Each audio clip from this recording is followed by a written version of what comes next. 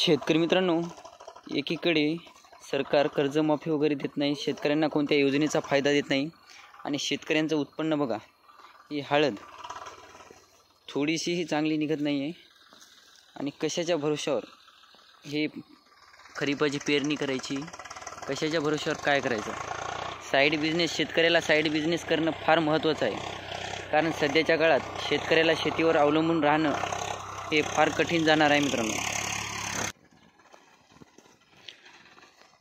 अतिशय बेकार पद्धतीने पूर्ण वर्ष हळदीला बेजार झालेले आहे, म्हणजे पूर्ण लॉसमध्ये गेलेली आहे हळद. आता जस्ट थोडंसं पाणी कमी पडलं म्हणून सांगा, परंतु हळद तर सध्या काय जास्त विशेष निघत नाही असं वाटून राहिलेलं आहे.